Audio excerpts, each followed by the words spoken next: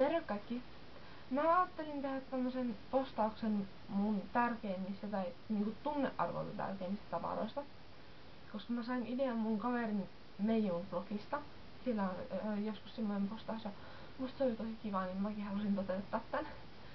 Ja mä aloitan tämmöisestä korusta, minkä mä oon saanut mun mummolta.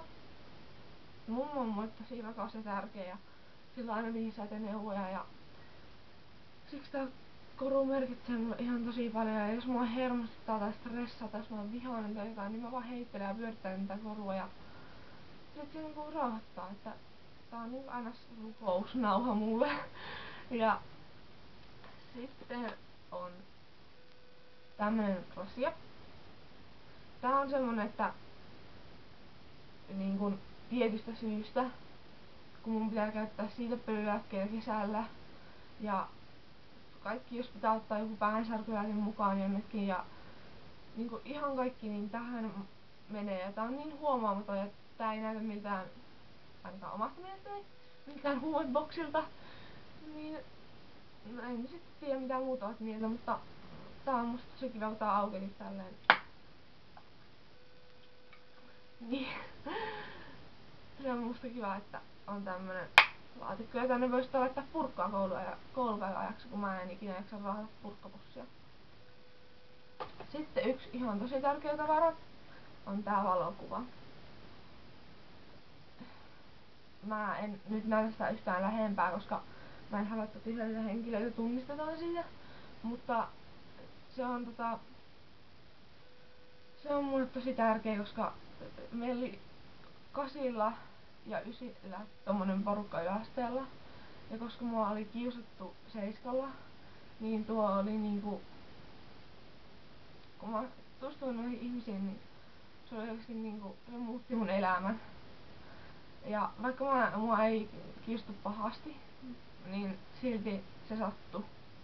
Että mä veikkaan, että oikeesti niinku lähes joka toista oppilasta kiusataan joskus elämänsä aikana. Ja mä en tiedä, että onko se sitten semmoista ihkuu läpänheittoa tai jotain hauskaa poikien naljailua. Siis voi olla, että ne vaikka tykkää susta, mutta vittu kun niistä ei ole mitään selvää. Niin se mua ainakin ärsyttää pojissa, vaikka ihan hetero olenkin. Ja niin, kuitenkin. Sitten tässä on tämmönen Butterbeure Ananas Alanoix de Coco. Kiva nimi. Tämmönen rasva. Tämmöstä keltaista möhnää. Niin mä saan ottaa joltain kaverilta joskus synttärillä muistaakseni. Ja se tuoksuu ihanalta. Sitten on tää enkeli. Vaikka mä oon mikään himouskovainen ookkaan, niin mä kuitenkin uskon jollain tasolla Jumalaan.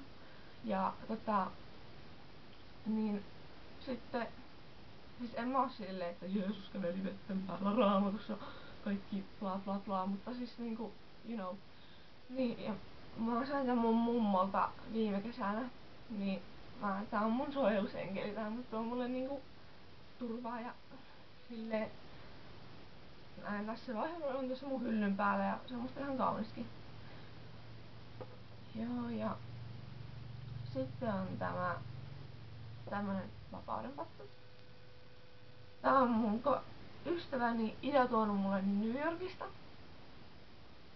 Silloin kun se kävi siellä joskus vuonna Nokia-kostetta. Me oltiin silloin ihan hirveitä High School Musical faneja ja voi että mitä aikoja, mutta kuitenkin niin sille se toi sen mulle. Ja mä muistan kun se sanoi, kun meillä oli semmoinen 3 tytön porukka ja se oli luvannut kaikille vapaudenpatsaat. Ja me oltiin puhuttu, että joo, että ostat vaan jostakin kojusta, että ei sun tarvi vapaudenpatsaalta asti sitä tuua, että ihan sama kunhan se on New Yorkista. Niin sitten Iida kuiskas mulle, että ethän se oo Tarulle ja Markalle, mutta toi sun on vapaudenpatsaalta ostettu, mutta niille mä ostin kojusta.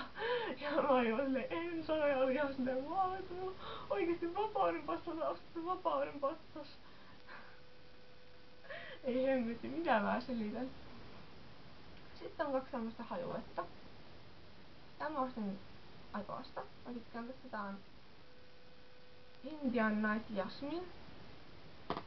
Ja tää on tämmönen Lady Gaga hajuvesi. Mä olin tosi skeptinen tämän suhteen, koska tää on mustan värinen. Mä en tykkää mustasta. Ainakaan hajuvedessä. Koska mä ajattelin, että se värjää mun paidan, koska mä en oo mikään hajuvesien suurkuluttaja. Mutta tää tuoksuu tosi hyvältä. Mutta sitten onhan tässä vielä nämä lasit. My name is Elmira. Ryan nimi Elmira. Ei hemmetti, mitä mä taas selitän. No kuitenkin. Mä ostin nää joskus vuonna Nakki ja Pottu. Sillä oli joku tietokannan Ray-Baneista. Eikä mistään. Mä vaan olin silleen, mä näin nää kirpparilla ja olin silleen, mun on pakko saada. Ja kun mä pikkuskunkaan olin kirpparilla ja Sveitsissä bongas nää mulle ja mä olin silleen, nuo. Ja siitä asti nää on ollut mun siitä järkeä.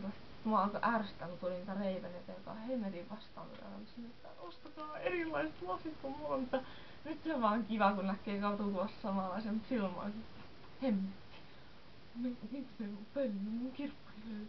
Mä olin silloin ehkä 12-vuotias. Mutta joo, tässä oli tää höpötyspostaus. Kello on tosiaan joku 6 aamulla, mutta mä en saa unta, koska tuolla paistaa aurinko, koska tuolla on oikeesti kesä. Se on tosi ihanaa. Mutta kommenttia voitte laittaa tuohon alas tai blogiin. Kiitos!